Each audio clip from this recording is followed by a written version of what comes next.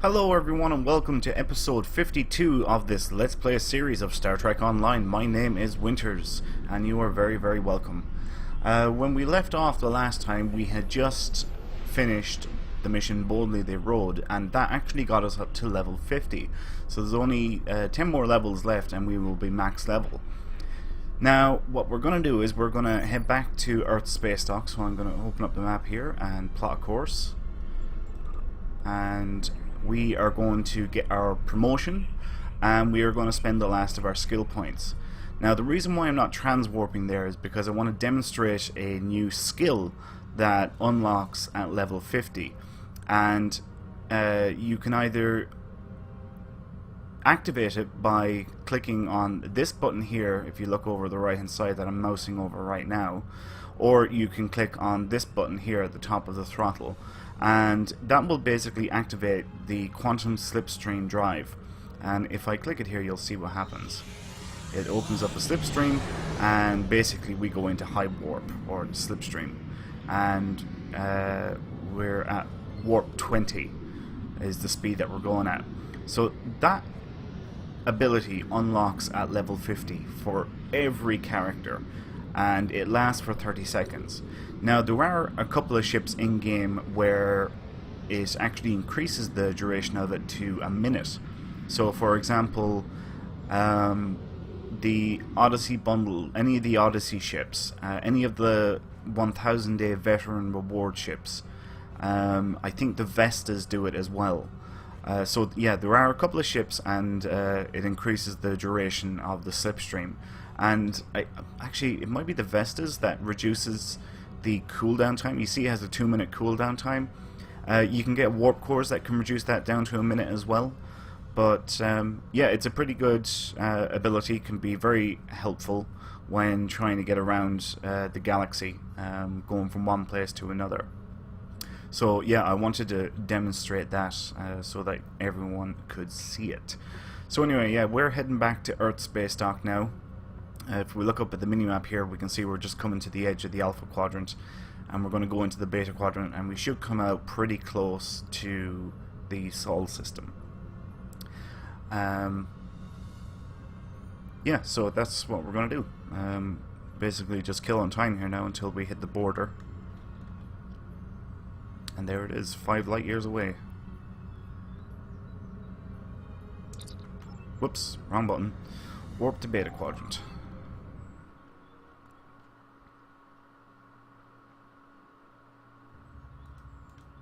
Alright, we'll hit M on our keyboard for Mike, and we'll plot a course to the Sol system. So we just have to go north a little bit, and you can see where those ships are. That's where we're going. And there's a Sol system there. That is our sun. And we can see the asteroid belt then as well, going around it, and a few planets. Enter Sol system.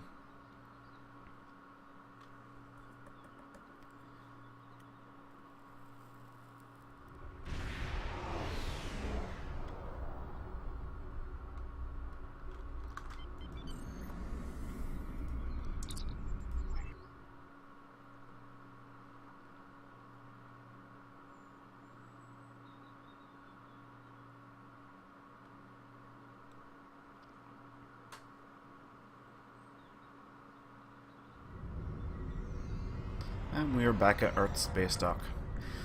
So we are going to go to Admiral Quinn's office. Actually, you know what? We can get the mission here before we actually get to his office. Save us running back out again. There we go, and that should be mission complete. Yep, excellent. So bear in mind, remember from a previous episode I said that when you hit level 40, which is Rear Admiral lower half, that is the last free ship that you get for leveling.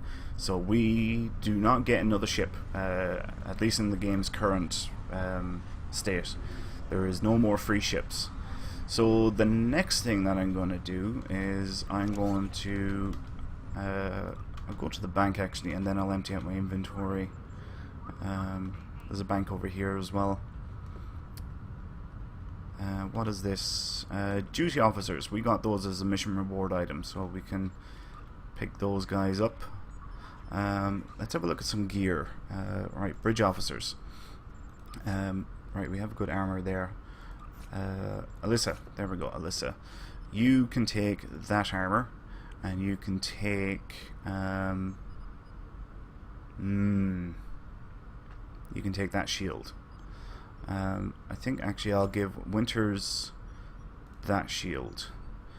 Alright, you can take this one, and this will be an upgrade for you. These are definitely upgrades. This is definitely an upgrade.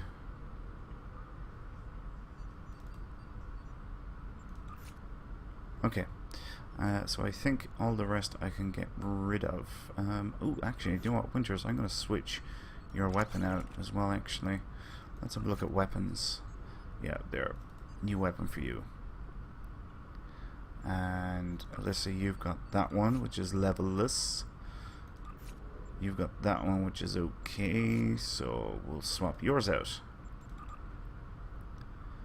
Okay, I think I'm happy with that. Let's open up the bank here. We'll throw whatever items we want to hang on to in here, such as this. Throw these in there as well.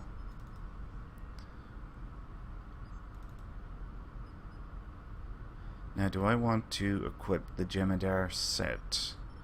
I think I will actually, yeah. I'll equip the Jemadar set.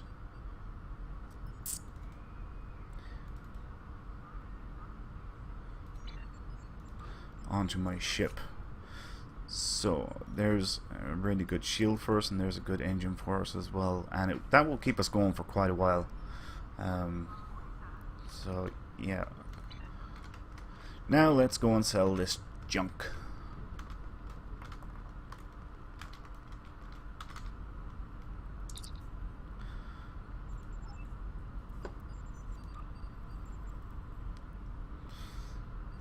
Environmental suit, yeah, I'll keep that.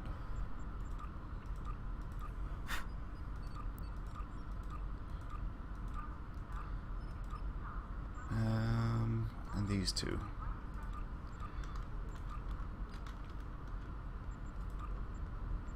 Okay, I'll pick my bridge officers again. I can put these on to my guy. And Alyssa will give you two of them. One of these, and there.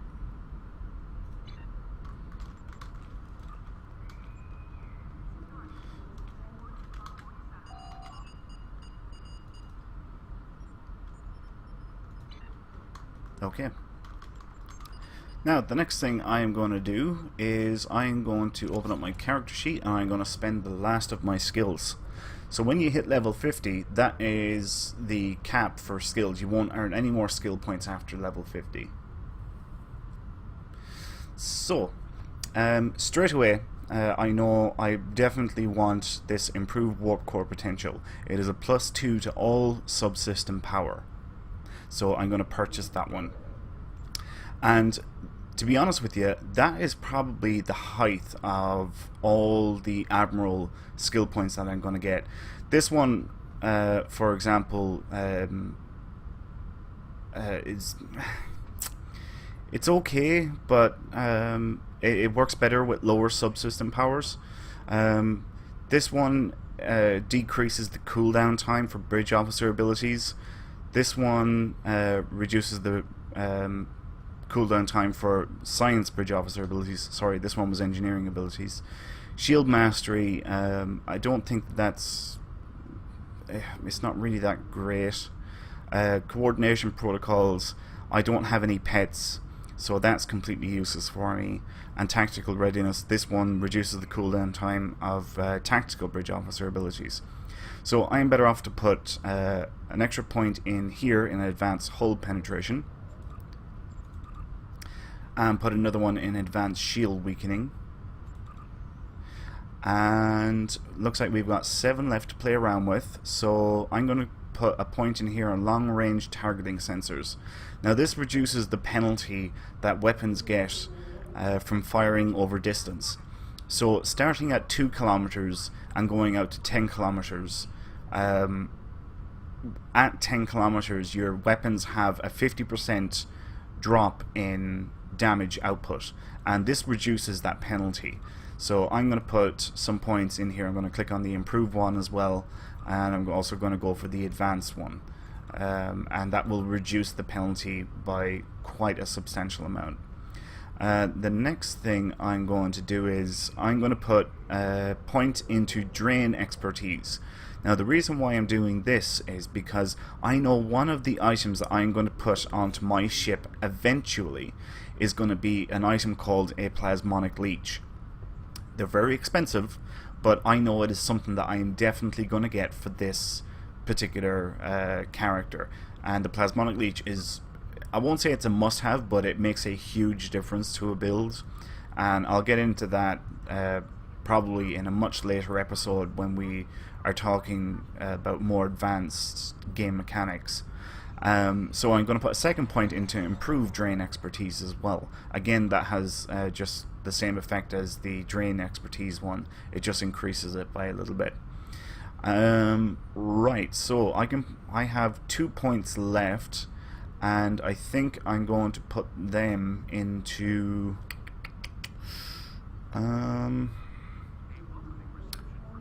I think I'll go with shield hardness, and I'll go with damage control as well. Damage control is your hull's restoration over time, and shield hardness just makes the shields harder to be taken down through energy weapons. And that's our skill tree complete. Now it is completely up to you how you do your skill tree, but I can guarantee you that this skill tree is a pretty solid skill tree, definitely for a tactical captain. You are more than welcome to make changes to it, but I guarantee that this is a pretty solid skill tree, at least for the way that I'm going building this particular ship of mine. Depending on, like, we'll say if I was in an engineer captain and I was going doing a tanking build or something like that, or healer slash tank, I may only put like 2 points into some of these, and I would end up putting some points into shield restoration and hull restoration, because that would suit my build. But this is a pretty good solid skill tree for any tactical captains, but you are more than free to make changes as you see fit. Now, the next thing I'm going to do is, you probably notice these things flashing green here. These are abilities that we've unlocked through putting points into the skill tree. You can see here we've put a total of 15 points into engineering, we've put 10 into science, and we have 21 in tactical. So I'm going to go with this first one here. And we have a choice of either of these two. Your hangar pets have an additional 10% maximum hull capacity. I don't have any hangar pets, so that is completely useless. So I may as well go with increase the duration of most battery and device effects by 100%. I may as well pick that, because the other one is completely useless to me. Now this one, increase maximum sector space travel speed by 25%, or your transwarp ability recharge 50% faster. I like to have my transwarps cool down quicker so I can use them more often. So I'm going to go with that one. This now, plus 100% additional threat generation while in threatening stance, minus 100% threat generation while not in threatening stance. And then our second choice is your hangar pets deal additional 10% damage from all sources. Again, I do not have any pets, so I am as well to go with this one.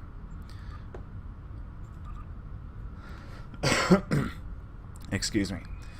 Okay, so we're moving on to the next tier of abilities. Provide additional plus 10 hull capacity skill. Provide plus 50 resistance to the duration of subsystem offline effects.